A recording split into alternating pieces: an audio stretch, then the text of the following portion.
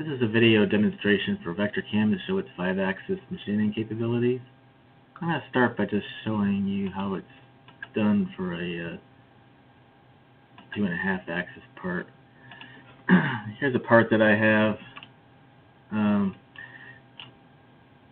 It uses a job system where you basically define all the jobs you want to do. So, for example, this here, if I was going to surface this part, I'd go to facing, and then I would select my tool. So I use this tool here, and I select my heights and how thick I want it to be when it's done and everything. And it would draw the tool path for me over here. And it builds these in a jobs list over here. So this one actually went down here to the bottom. And you can arrange these in the order that you want them to perform. I also have some other jobs already defined for these. You can turn them on and off. This one does hole milling. This one does the milling over here.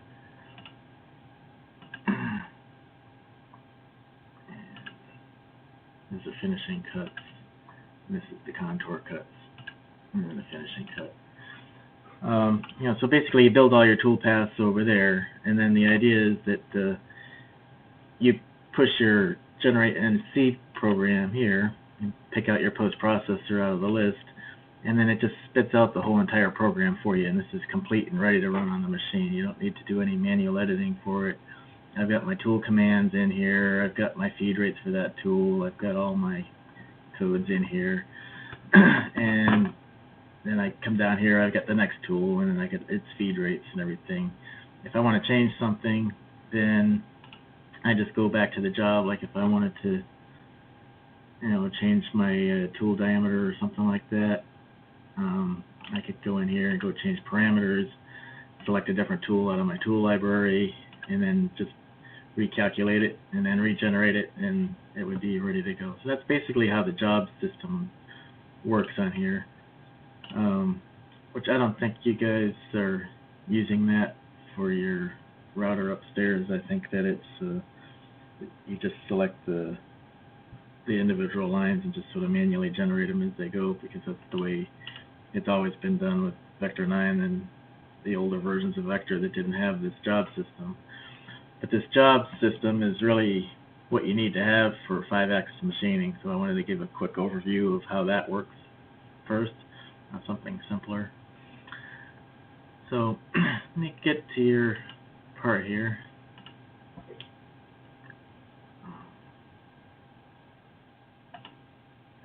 Okay, this is the IGES file that you guys sent me, and I've built some jobs over here. I wanted to address this.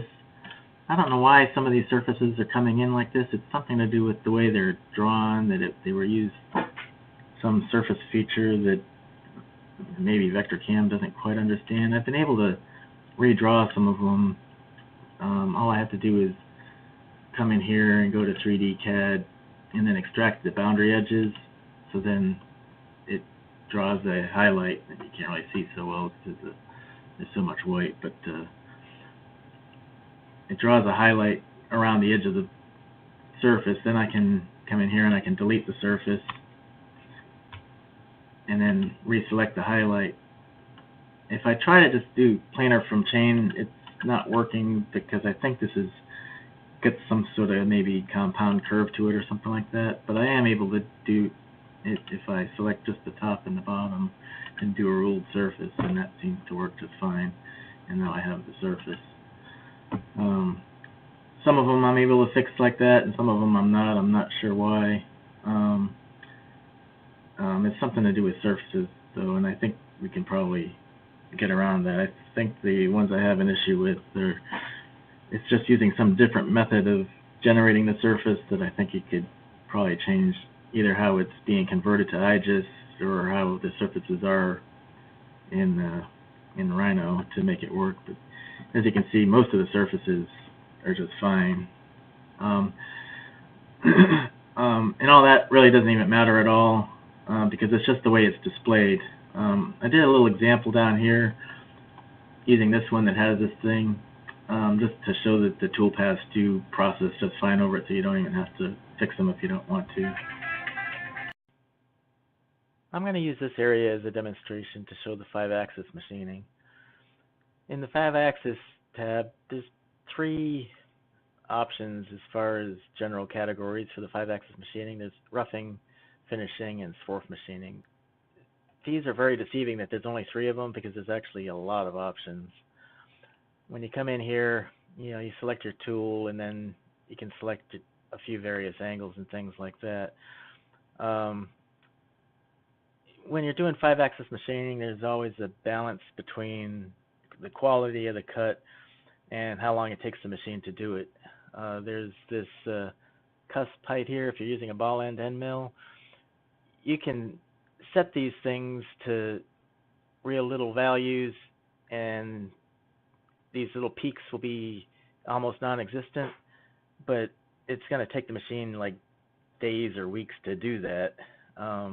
So sometimes you need to space them apart a little bit further just so you can get it done, and then somebody's going to have to go in there with some sandpaper and knock them all off, or fill them in with something and do it that way, because it's just the machining time is just way too long. It's just the way it is.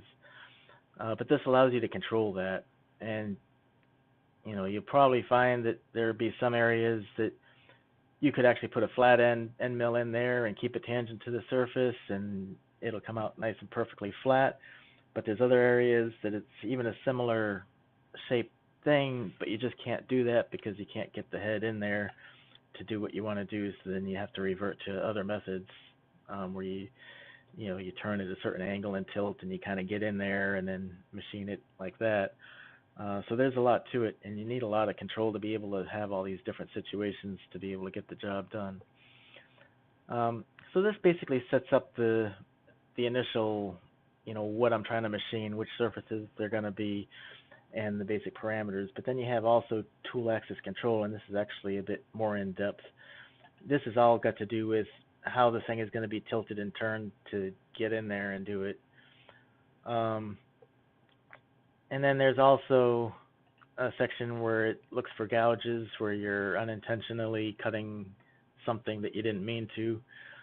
So this checks for that, and it'll actually modify the tool path to keep from cutting into other surfaces that you weren't supposed to be working on yet. It's got roughing options to do multiple passes. If you got something really thick you have to do and you can't do it in one pass. The links is also got a lot of options of a lot of different ways. If you're doing something like this area here and you're going to do it with a bunch of horizontal passes, when you get to this area here, it's going to have to stop and turn around. Well, eventually you're going to have to do something and get over to here, and that's where the links come in, is instructing it what to do when that kind of thing happens. I mean, you could just go, in this case, you could just go straight across because there's nothing in your way, but if there was something sticking up here, you'd have to jump up over that.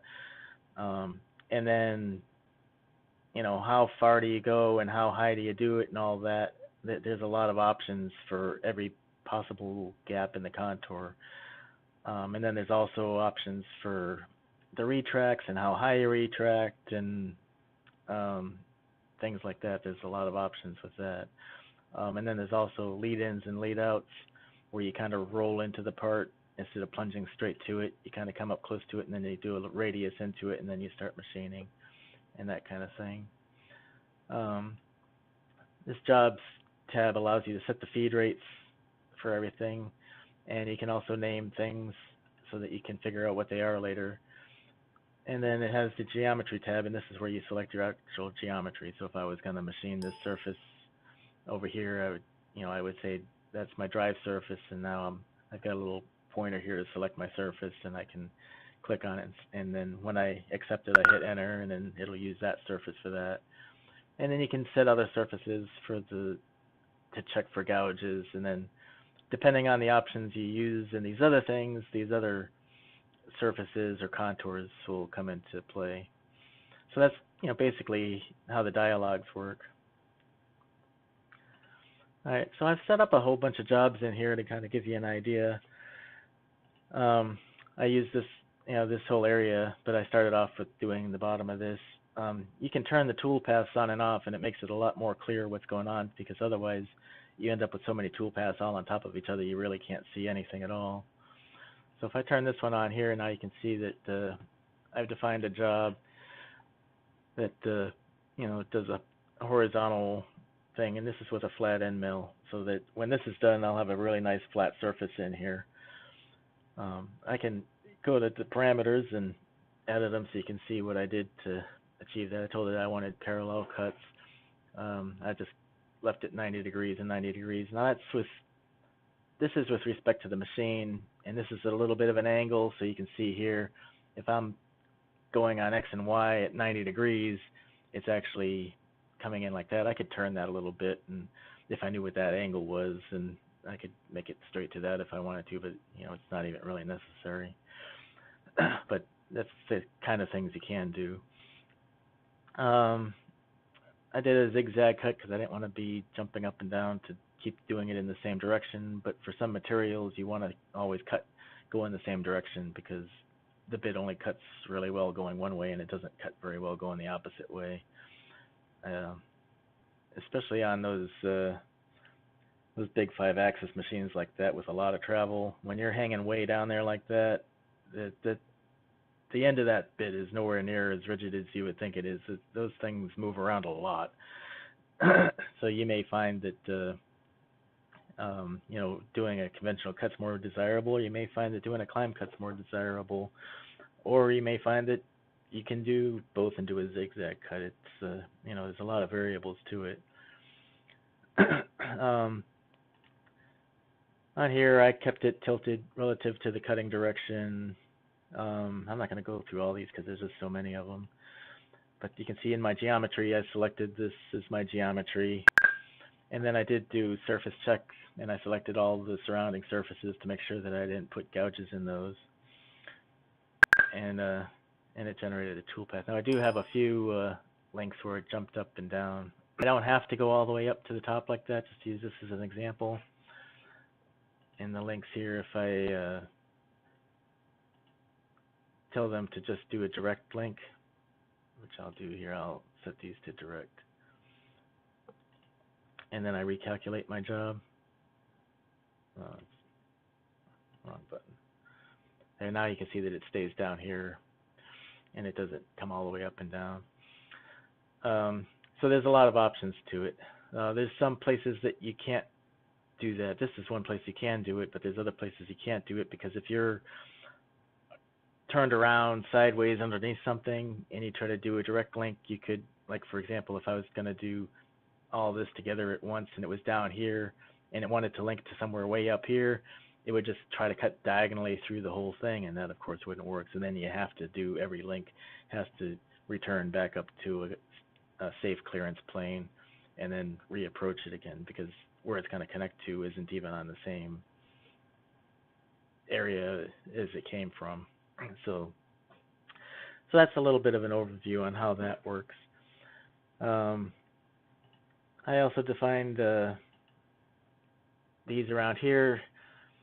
The reason why you want to do these differently is because I can get a really nice flat surface down here using a flat end mill, but you can't really use a flat end mill to do this part over here. You need to use a ball end mill to do that, because you just can't get a square thing down in a round thing like that. And this is, again, where there's a balance to this. I made this, actually fairly coarse. There's only a few lines to it, but you could go in there and go to your parameters and tell it that you want this maximum height to be, like a 0.5 of an inch or something, or that your maximum step over is going to be, 20 thousandths or something like that. And then recalculate it, and now you get a whole lot more little lines. But the drawback to that is that's going to take a lot longer to run. So there's a balance, like I said, between how long it takes the machine to run and how fine of a finish you have. So then I also did the surface up here. I went back to using the flat end end mill for that. And let's see, I did this other one up here as well. So you can see this one here. Let's see.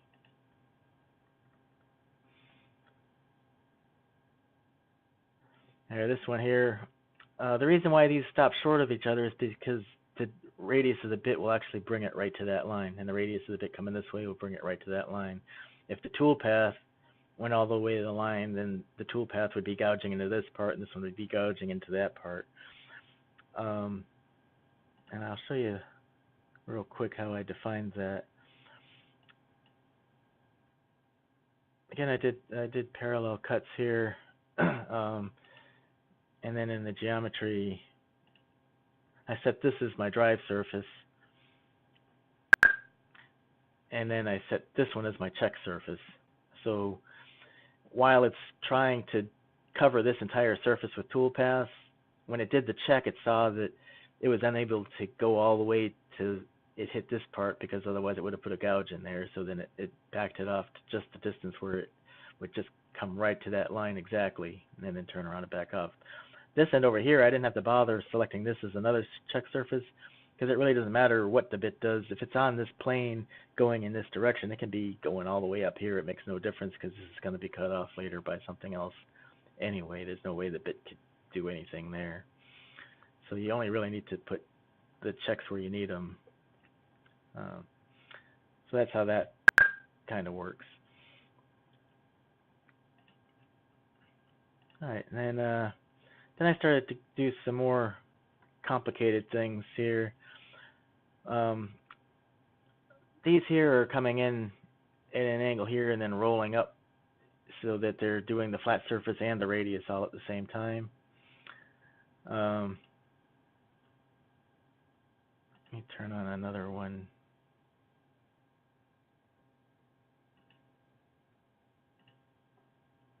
Okay, and then I did the same thing over here on the sides. Because there's room for it out here, you could, basically the bit's going to be using the end of the end mill, and it's going to be straight horizontal here, and then it's going to be cutting up this way, and then when it gets to this radius, it's just going to roll right up until it's vertical up here, and it'll just keep going back and forth like that, doing that. If you use a flat end mill for that, then this surface here will be perfectly flat when it's done, and this here will actually be flat also when it's done. It won't have those little scallop heights in it. So I just basically did that the rest of the way around. So I did one over here as well, and then I did them on the other side over here as well. Now over here, this is a good example. This goes all the way down to the floor here, but it's the kind of thing that you may not be able to do that with that machine and come all the way down to the floor like that, because the head is, when the bit is facing horizontal, the size of the head itself may crash into the floor before you get anywhere near having the bit there. The bit may only come down to here somewhere. So if that's the case, you could still use that method from here up, and then you'd have a really nice flat surface from here using a flat end mill going up and down this wall. You want to get down as far as you can without the head crashing into the floor. But then you'd have to change methods and do something else where it's at a little bit of an angle, and maybe you're going to get some scallops when you do that. So that's what I'm saying. You may need to subdivide these surfaces to be able to do that, and you'd figure out how far you can use this method for, divide the surface right here, use that method up here, and then change methods to what you can use down here when you're getting close to the floor so the head doesn't hit the floor.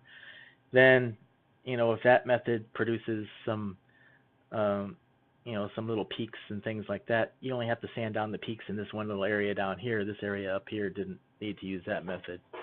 So that's kind of where I was getting at with that you need to use different strategies for different parts, even if they're on the same plane, because you could use a strategy that would provide a flat surface way up here, and it just won't work when you get close to the floor because the machine head would hit the floor.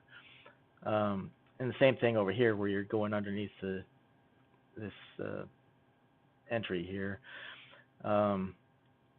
you may have to draw a line right across here and stop doing this up here and then do something different all down here, um, and that kind of thing. Um, and I defined that one as well.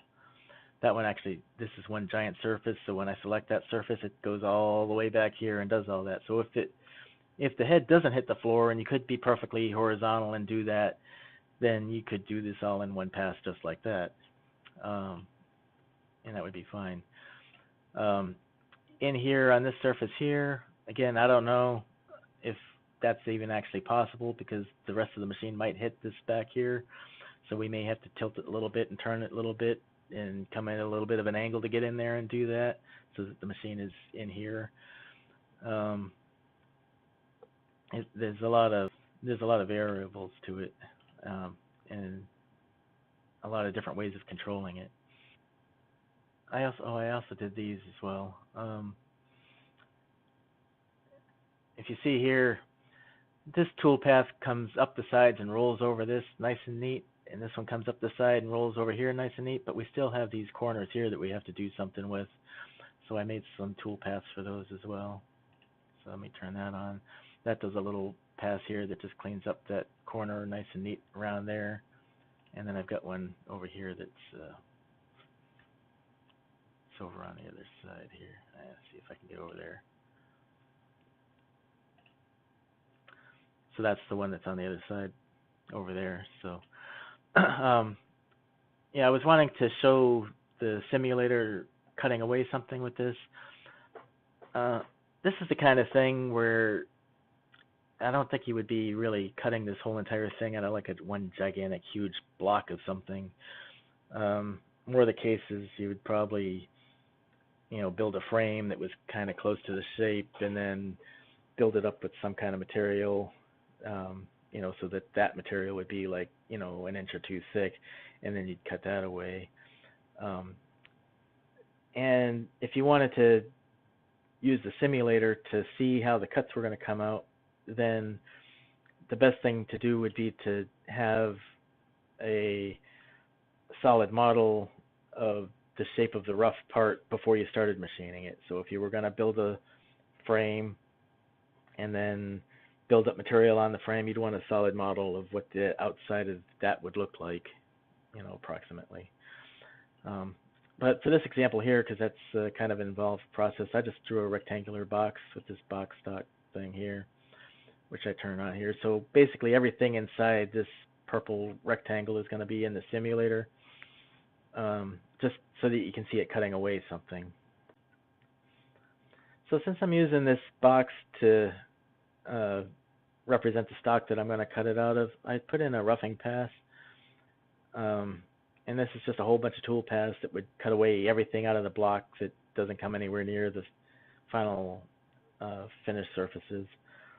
This probably isn't the way you would actually do this part of it, because like I said, you would probably be building this up a certain thickness, and then you could probably just use the finishing tool and use the multiple passes on the finishing to take care of that. But in order for the simulator to work, I needed to get that shape in there, and this was just the easiest way to do that. Alright, so I'm going to start the simulator now.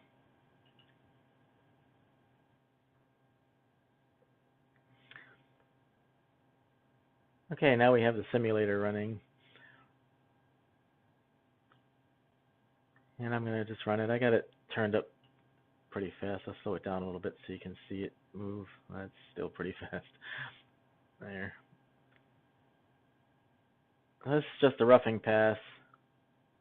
Like I said, just to give you an idea. So I'm cutting away everything out of the block that's kind of close to the surface, just to show the actual 5-axis machining. This is only a 3-axis operation just to get the block down the size. So let me speed that up and get to the 5-axis part of it for you.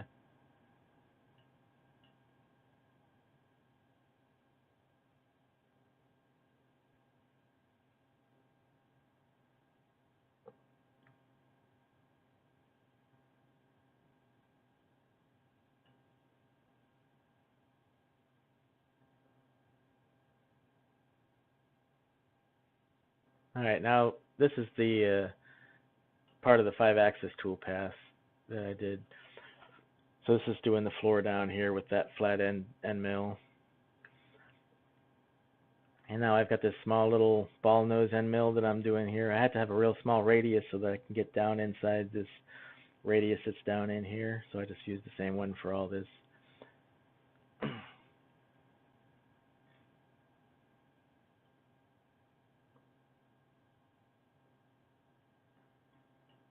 speed it up a little bit.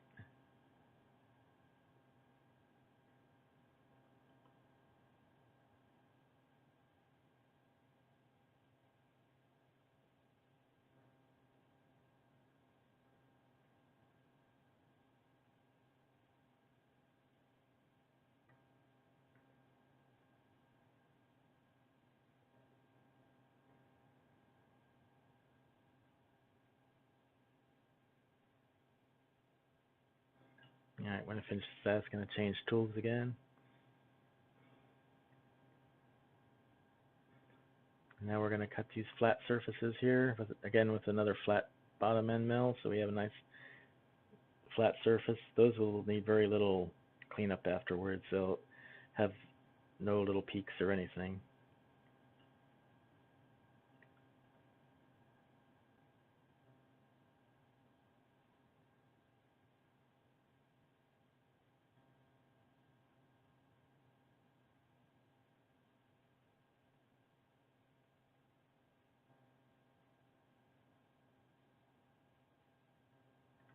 You can see here that the two are meeting right on that line where they're supposed to meet. They're not cutting into each other at all.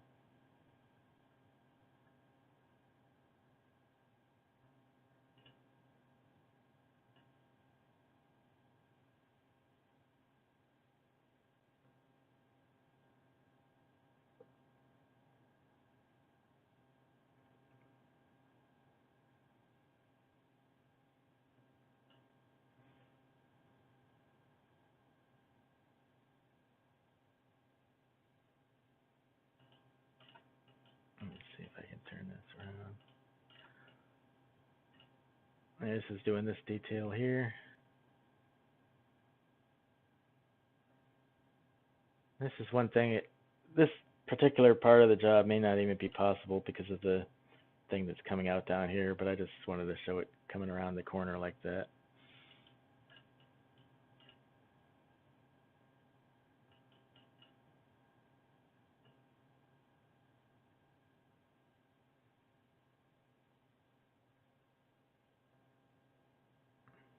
And this here again, when it's horizontal like that, it's going to be inside that doorway. So, you know, we got to figure out how much clearance you're going to have and that kind of thing.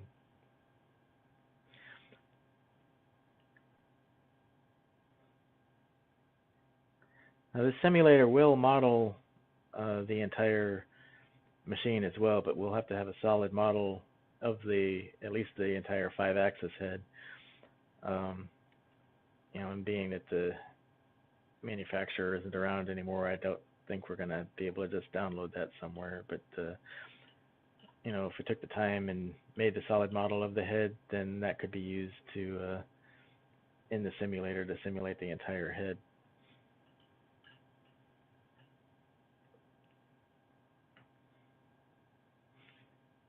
This here will show the initial block that we started out of.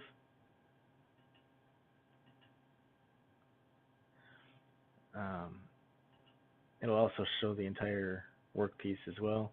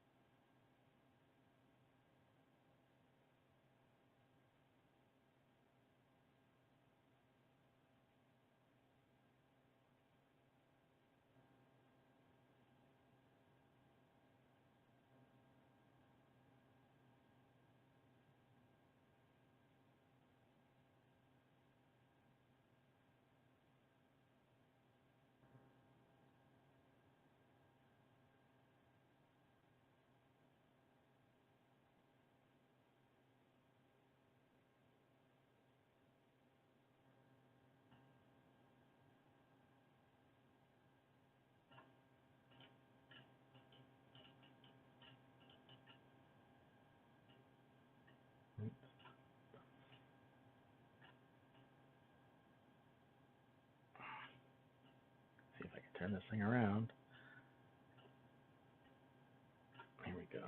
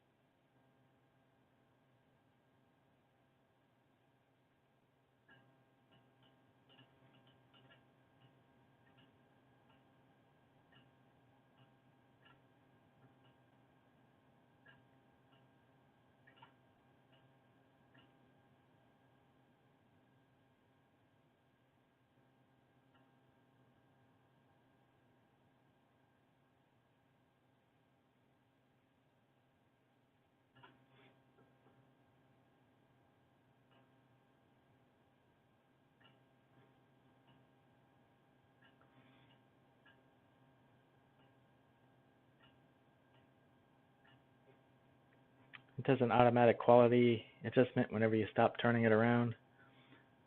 Because the graphics are kind of rough while it's doing it, so it can get done fast enough. But then after it stops, then it refines it. Here you can see the little peaks left over because it was cut with a ball nose ML. It's pretty smooth because we, I made it so fine when I did it. But you can see over here where I used a flat end mill, those are really nice and flat. You probably wouldn't have to do much to those at all.